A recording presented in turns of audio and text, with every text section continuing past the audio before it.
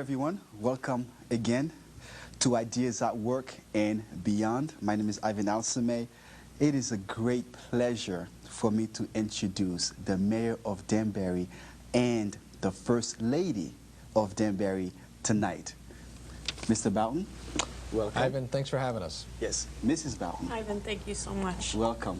And again, it is a great pleasure for the two of you to be here to talk about your personal lives. Forget about the politics. Not too personal. Not too personal, okay.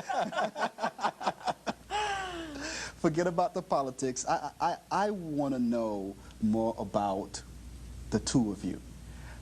The first question I have is, how long have you been married? Well, we're going in our 11th year of wonderful marriage. So we just hit 10 years on November the 10th. 11 years. We actually met on Election Day. Yes, we did. Actually, how did you meet? Let's talk about Well, that. I was a moderator at the polls at Morris Street. We used to vote at Morris Street School, and it was a municipal election. It was 1995, and Phyllis's cousin was running for Common Council, and she stood all day holding a sign for him. And it was a very cold and rainy day, and I brought her some hot cocoa, right? Didn't I bring coffee. Coffee. Okay, I brought her some coffee. And actually, Joe Scazafava, who's former town clerk, mutual friend of everybody, he was running between her and me, back in and out all days. He was saying, "I think she likes you," and then he would run out to her and say, "I think he likes you," and he kind of put us together. And Yeah, but that's really not the story. The story is What more is your like story? this. The story is, I was apolitical, had no interest in Right. politics, and at my brother's wedding, my cousin asked me, would you help me with my political run for council person? And I said, of course, and I thought he wanted me to design brochures, signage, whatever. And the day before Election Day, in 1995, he called me and he says, okay, I need your help. And I go, okay, what do you want me to do? He's like, I want you to hold a sign in Danbury from 5 a.m. till 8 p.m. And it was like a beautiful, crisp fall day, and then out of nowhere, the rain came, and it was pouring rain, and was we were cold. drenched, and my cousin did not win, and Mark was very, very, I don't know, I was very impressed with his sincerity, and he shared, when my cousin lost, he shared his past loss against David Cappiello, and that really got my attention, because I said, wow, it takes a really special person not only to share the good things that have happened in their lives, but the bad things. Yeah. And then that night, my cousin urged me to go out, even though I was very disappointed he lost, and we were sitting at Mimi's, and we were having sodas. yes, Not and I knew cocktails. I had caught one.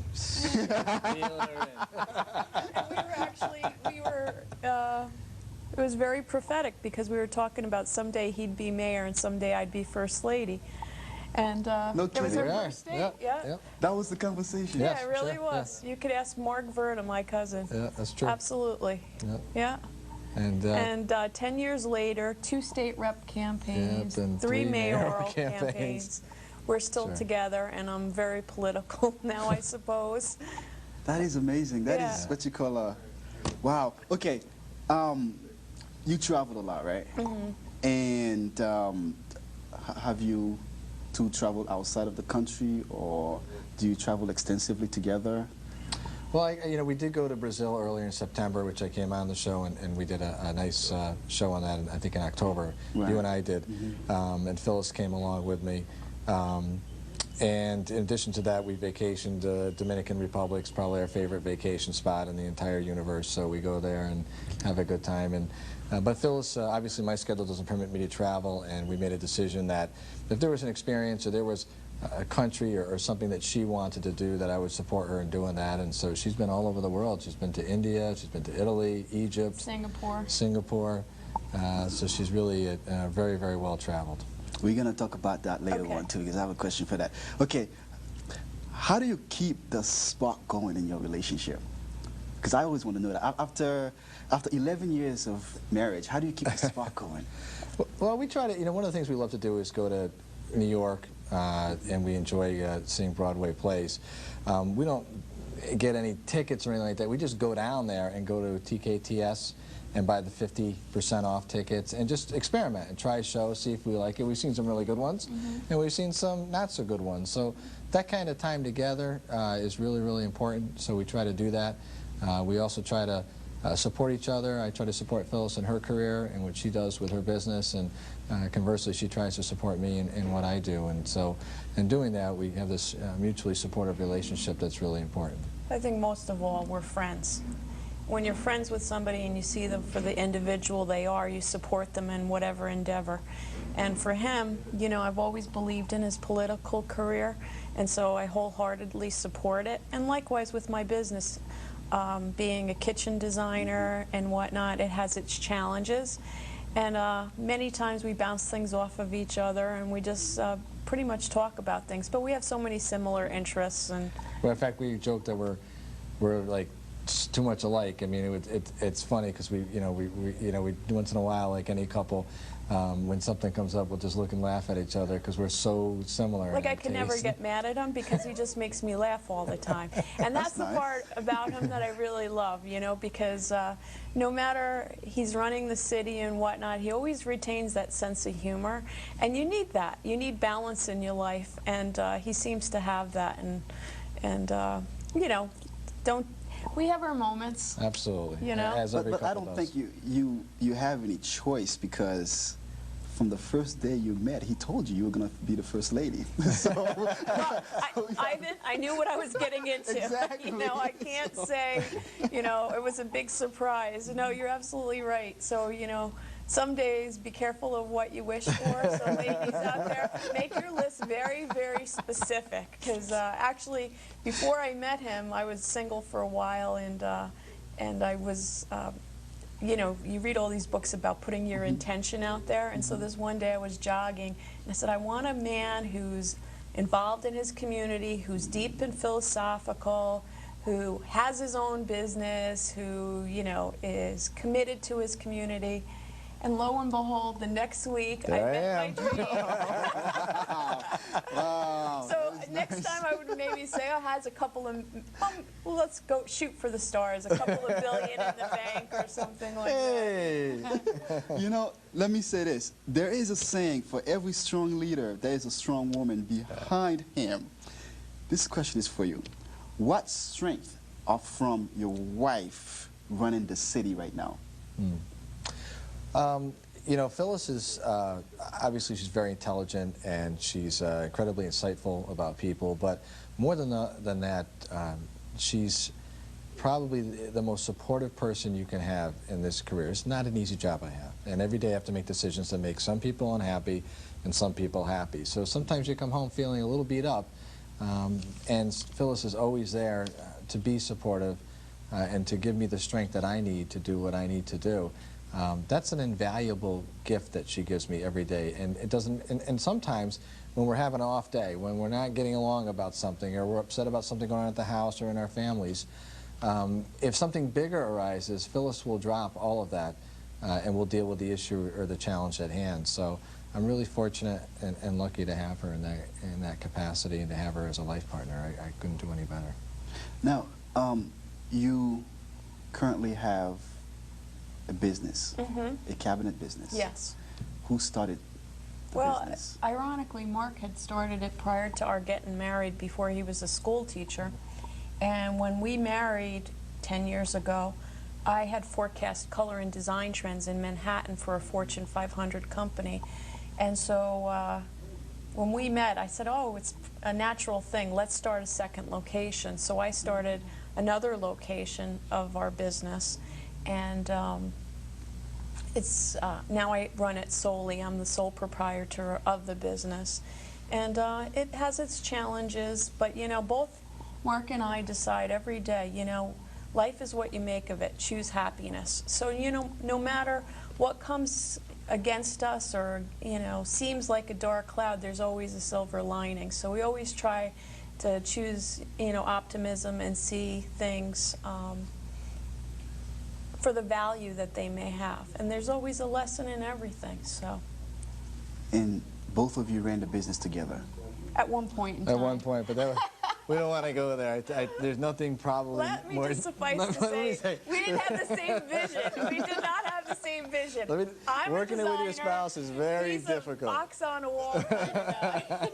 You can ask many of our Well, a lot of customers come back for repeat business, and they're like, "Oh my goodness, your kitchens are so much more detail-oriented. They're very aesthetically beautiful." And I said, "Well, Mark's found his calling."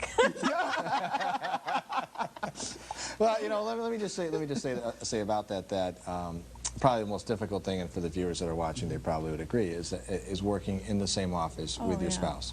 That was a very difficult time period, I think, during our relationship, and there are points we just had to make some decisions about who was going to do what, because each of us did have a different vision. We had different management styles, different leadership styles, and it got to the point where we said we had to step back and say, you know, our relationship is more important than any business or anything like that, and that's what we put first.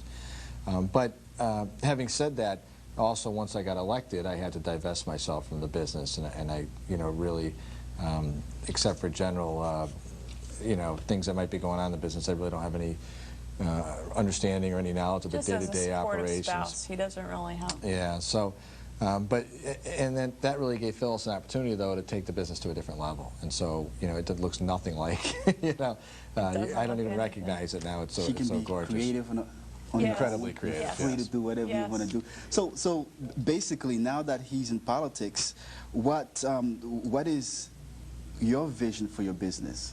Well, my vision, you know, to me, I went to school for nursing, and so fortunately, in the kitchen business, when you work with people and you get to understand them and know them, you're only a successful designer the more you get to know your clients and the way they live within their space. And, you know, so many people make the analogy that the kitchen is the heart of the home, but it truly is. And truly, for me, designing people's space is not about money. It's really about creating a space that they're going to have many years of enjoyment. And so this past week, we had a party at Connecticut Kitchen and Bath, and we invited all our customers, our previous customers, our current customers. And to me, that's the greatest satisfaction, is building relationships with my clients and knowing that they're thoroughly enjoying the space and that it brings them a lot of pleasure. And to me, that's what it's all about. You know, it's not about collecting a paycheck at the end of the week. It's really creating art and making spaces that are not only aesthetically beautiful, but function for our clients too.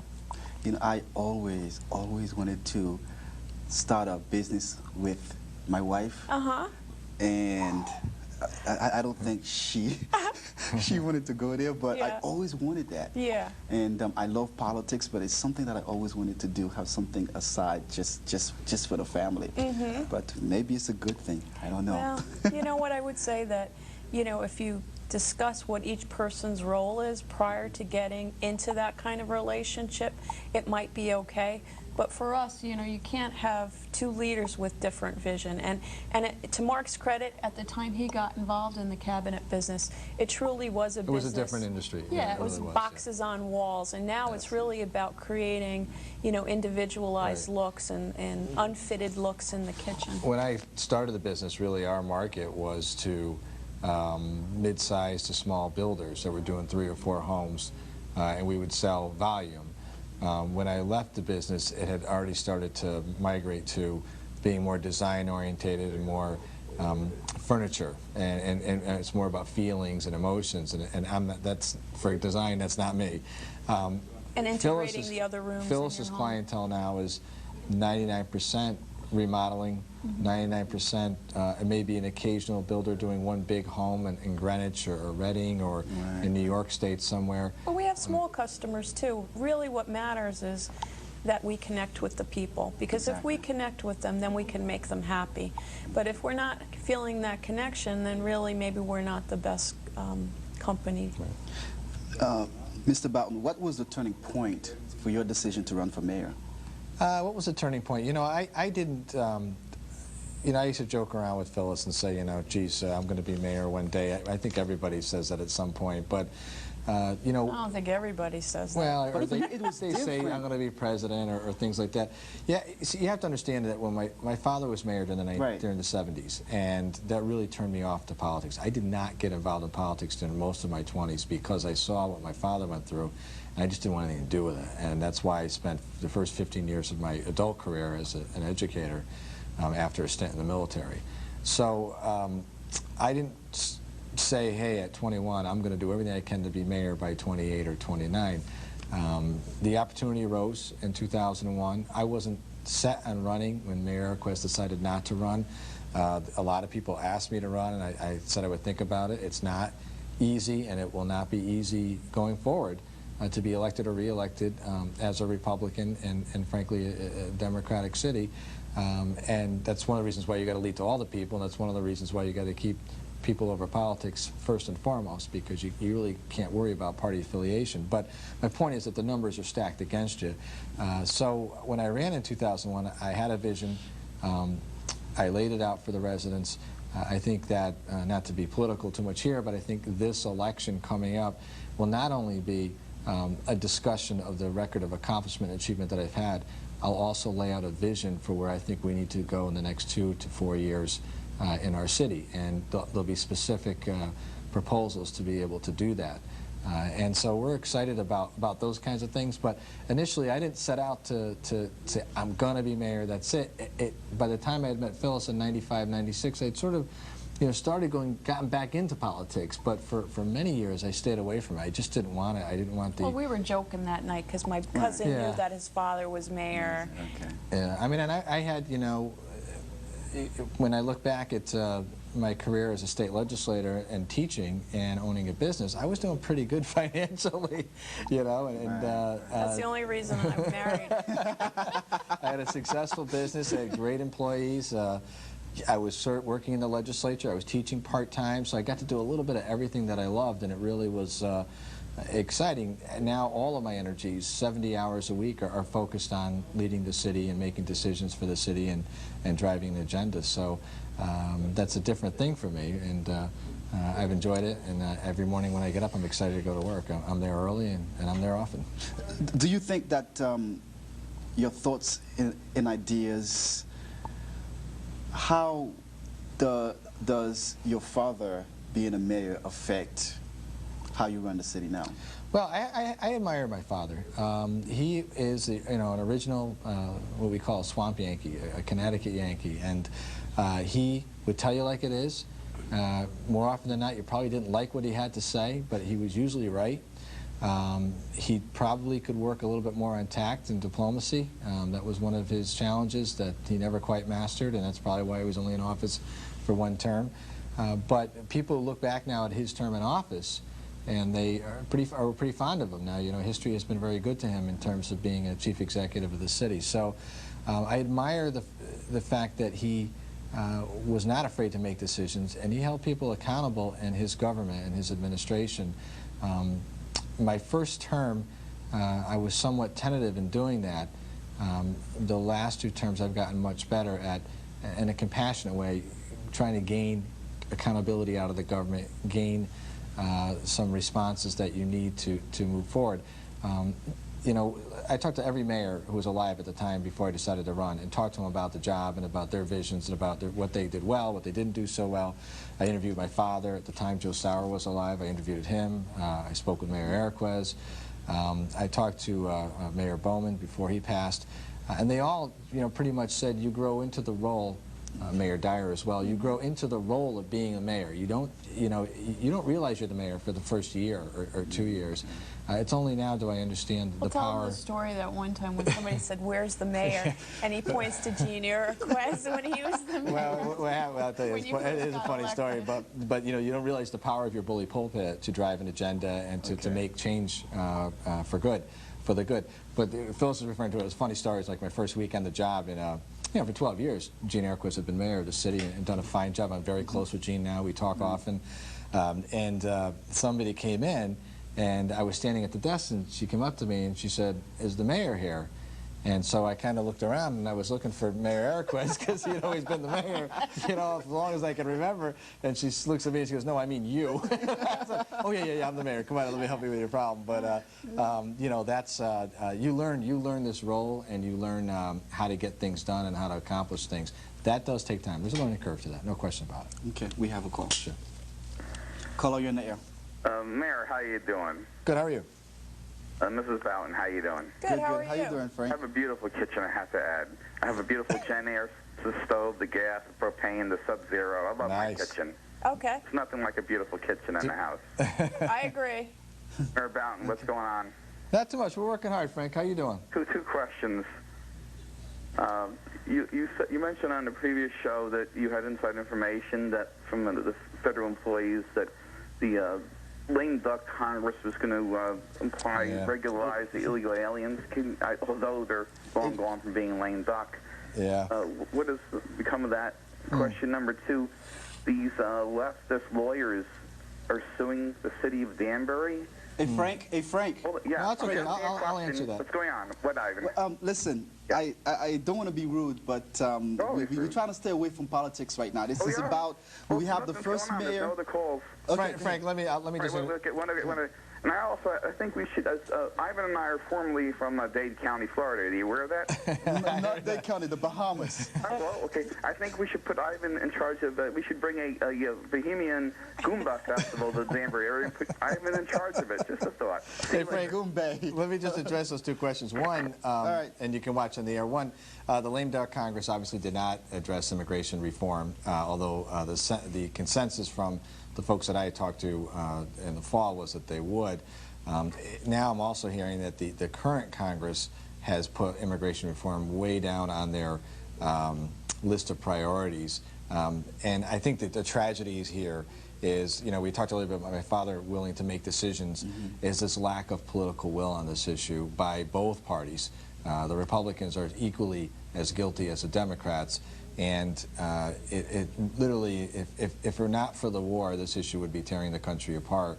And the sense that it's up to Congress and the federal government to have laws that are enforced and that are followed, and then to streamline and to some ways change some of the laws that are currently in place so that they're more easily enforced. Okay. So it's tragic. It really is tragic. Okay, Mr. Boughton, this show is about you and your wife. Sure, go So ahead. you have enough time to talk Yes, about sir. politics. Yes, sir. Okay. Frank, I hope that helps. So if you don't Call mind, me at the I office. will stop these people. That's fine. Okay, and I don't mind being rude, but you can It's call your his show. office. It's your show. Call his office. Okay, Call tomorrow. 311. If you got a pothole, call 311. 311. We're not talking about politics today, okay? Now, I have a question for you, Mrs. Boughton. You could call me Phyllis. Okay, fellas. All right. Your husband went from being a school teacher to a state representative, and now he is a national figure. Okay. Has he changed? I wonder, have you seen any differences from the time when he was a school teacher to now a national figure? They still leave the peanut butter knives in the sink, right? I just want to know, is he Clothes still all the over the same house. person? Oh, yeah. Well, one thing that I most admire about Mark is that he has stayed grounded. Sometimes we tease each other that we're just the flavor of the week, and the truth is we're all the same. You know, there's no difference between you and I. We all have different strengths and different weaknesses. And so one thing that is really nice is that he has stayed grounded, and I always knew he was a brilliant man, and you know, I respect him for that. And you know, I just wish he would pick up the house a little more and do what I say all the time. Well, that is my job in life, to do what she says. Yeah. But You will get it along. hasn't changed him, and I'm proud to say that. And you know, he's a very special person, and I'm proud of him. Yeah. I guess my experience is you would live much longer and happier if you listen to your wife. Absolutely. Good advice. Okay, you have the call. Sure. Caller, your name. Thank you for calling. Hey, how are you? Good, thank you. My name is Vovo. I had a question to the First Lady. What's your favorite food that the mayor likes? Favorite food? Oh, his favorite food? Well, let's see. I would think he loves chicken parmesan. He loves that from, he loves Chuscarias. What else? Pizza. Yeah, Okay. he loves pizza. I live on pizza. Okay, thank you very much. His favorite, I can tell you. I know this for certain. He loves chicken wings with hot sauce. Okay, thank you very much. You're welcome. Thank you very much, Goodbye. Boo-Boo. Okay. Bye. That's cute. Yeah, this is nice. How do you find time for yourselves? You're a business lady. You reign the mayor. You reign the city. you're always attending events, Yes. funerals and whatnot, baptism. How do you find time for each other? Well, one of the things is, one of the things we do is if there is an event, what I try to do is tell Phyllis about an event that she might be interested in. Phyllis has indicated and expressed interest in some really important nonprofits that she spent a lot of time working on, raising money, serving on boards. And so I'll say, hey, there's this event, do you want to go? So some things we go together, some things we don't, depending on the night. In other words, if it's a night where I'm going to make 4 stops, I may be at the Portuguese Cultural Center, I may be at the Amber Room, I might be at the Ethan Allen, and I might swing by the Sheridan for an event. For Phyllis, that's not appealing, you know, to run in. I like to stay. She wants to stay. So you know, and it's understandably, you know, understandable so. But she does, you know, we talk about those things. She understands it's part of my job. That's the demands of the job. And when you sign up for this, you know, you agree that you're going to spend a lot of time visiting with these community groups and listening to their concerns. But I think one of the things that Phyllis has done very well is get involved in her own issues and her own causes for the city and things that she's worked on. And so that's important. But also we try to mesh up our schedules, and that sometimes is a struggle, and other times we do it pretty well. So you know, over the last couple of years, I've gotten much better at saying, that's it, we're just going to go away this week, and you know, the city will be there when I get back. Well, we generally try to go away at a holiday time when it's as quiet as it possibly can be. There's, you know, for me, I can't go away in June. That's graduation month, and there's just a ton of stuff going on. But we try to get away right around Thanksgiving. Well, we do little things, like we've just put a pool, and so we spend time in the pool, you know, floating on our rafts. It's the little things that make us happy. It's not like really big plans, you know? Yeah.